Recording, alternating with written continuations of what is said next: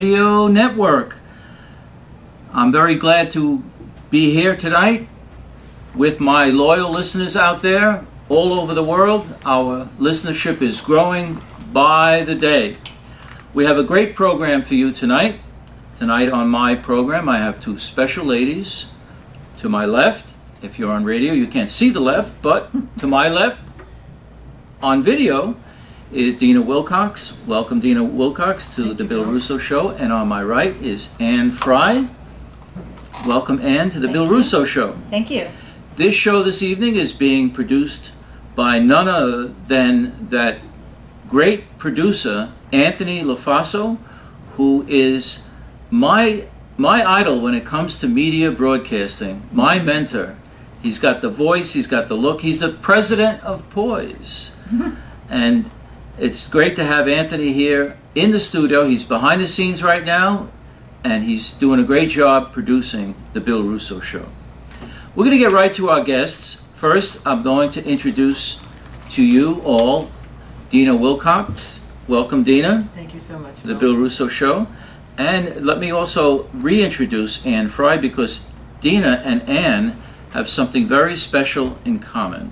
Yes. And we're going to talk about that because they have become almost instant celebrities as a result of an article in a section of the New York Post called Health at Home.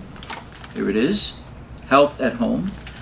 And this article is titled Boomer Roomies. The generation that changed the world is now looking for innovative living arrangements. The generation that changed the world is now looking for innovative living arrangements. And being a boomer, I am very interested in finding out what their living arrangements are. I know a little bit about it and how they have succeeded and adapted. So Dina, we'll start with you. Oh, thank you so much. Well, it started when I found this wonderful apartment in Harlem that I was going to take with my niece, who subsequently decided she wasn't coming afterwards in any case. So I had 2 bedrooms, 2 bathrooms located on far sides of the apartment, and a fairly sizable and very bright light common area in between. And I wasn't using the second bedroom or bathroom. I didn't have that many people coming to stay with me. Most of my friends are in the city. And so it was kind of empty all the time. And I had never thought once about the possibility of sharing it with anyone. And then I met Ann. And I met Ann at about a time in her life when she was looking for another apartment because she was subletting. She'll tell you herself. And we got together, we talked about it, and it kept nagging at me. Ask her if she wants to come. No, I've never lived with anybody. I'm not sure I want to do that. Ask her, just ask her, it'll be okay. How long were you on your own before you met Ann and got into the situation? I have lived alone most of my life, actually. My husband died in 1991, and I bought a house a couple of years after that, upstate in New York in Ulster County. And I lived there perfectly happily and never thought once about sharing any of my space with anybody. And when I came back to the city, it was not my plan to look for a roommate. I was fortunate in that I didn't have to do that for financial reasons. But it just changed when I met Ann, and it... Would you say how much of your motivation for wanting to have someone living in the same apartment with you, how much of it was financial, how much of it was social, how much of it, what was your motivation based on? I think the greatest part of it was that Ann was looking for an apartment, and we had just started to get to know each other. We were taking a class together, so we saw each other about once a week for a few hours. And in the context of the class, there was a work group that we were in together, and we got to know each other. And as she started to talk about her living situation, it started to dawn on me that I had a space that I might be able to offer her. I was very attracted to the possibility of sharing the not so much living expenses as just the rent with her at that point. And I hadn't ever shared an apartment in that way or a house in that way with anyone before, so I hadn't really thought about what the parameters were going to be and what the rules would be and how you drew them, and I didn't think about any of those kinds of things. I really just thought, I can offer this woman something and I'd like to be able to do that, and I'm going to do it. And I actually chased her down the street one night because I couldn't wait anymore to find out if she would be interested. Well, that we're in New York City. We're broadcasting live from our studio on East 23rd Street in Manhattan. Exactly 304 Park Avenue is the address. Our entrance is located on East 23rd Street. And all the time, you walk around New York City, you'll see people chasing each other. If I might, I'd like to ask you a question. Sure. What gave you the confidence to ask Anne in particular? Well, I firmly believe that there are things that go on beneath the surface of our awareness, and I call it intuition. That may be what it is. I trust those things implicitly, and it was very clear to me that I was interested in talking to her about that, and I just trusted that. I didn't even ask the questions. I think that I didn't know enough about her or her life. I knew a little bit about the work she did. I knew that because of the course that we were taking, that we had we were simpatico in our life philosophy, in our work philosophy. We did similar kinds of work, and our politics were pretty much the same. But that's very important in your work, that your politics. Yes, I'm sure that's true. Otherwise, you wouldn't be here. Yes, it is. That may very well be true. But in any case, it was mostly that I trusted that this was the right thing to do. I didn't think at all about the social part of it until after the day she came to look at the apartment.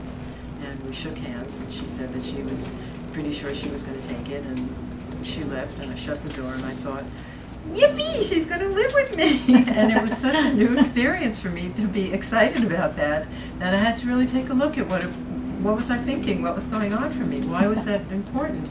And for the first time I started to think that it would really be nice to have somebody in the house, sharing the house with me, somebody there at the odd hours of the day and night to talk with and to share things with, and it seemed perfect for me. So let's get the spatial arrangements clear. How many rooms are in the apartment? There are a bathroom and bedroom at either end of the apartment. 2 bathrooms help. And when you walk in, you walk into a common area, a fairly large living room, a dining area, and a kitchen. And that's what we shared.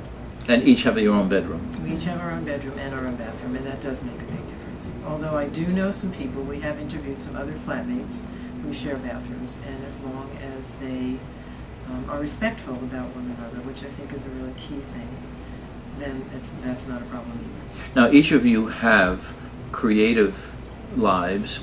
You're doing things. You have a book. Each of you have written books. We'll talk about that later. Do you have a personal space in your bedrooms that you use for your creative, like office space? Yes. The funny thing is that when I had the empty bedroom and other bathroom, I didn't keep my office in the other one. I like to keep my computer in my bedroom because I frequently wake up during the night with a great idea, and I don't want to have to run to the other side of the apartment and totally wake up. So if I only have to get from the bed to my chair where the computer is, then I can practically write with my eyes closed and just put down whatever it is I'm remembering. Right, so right. I actually prefer having it there in the bedroom. Well, as a writer, I'm sure you have ideas that you just have to get down on paper or in an iPad or something, and you sometimes can't wait to get home to do it, or if you're in your apartment, because by the time I get to either a computer or a pad, it's gone. So I will write it wherever I am. Now, you met at a course on a landmark education seminar on living an inventive life. Yes. Now, what was your motivation for taking the Inventive Life course? That's where you met. Mm-hmm. Right. Well, actually, I met a little bit before that, remember? We met a year before, though Right Anne down the didn't street. remember that so well. I did remember meeting her, yeah. Yes, I didn't remember that so well. So we met at an event that I was sponsoring as part of an attempt to pull together baby boomers and have a support group of some sort, or like a meetup group.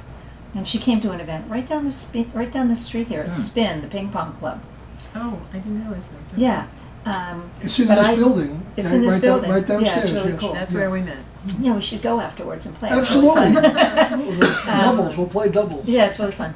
But I didn't remember that. So we both ended up signing up for this landmark education seminar.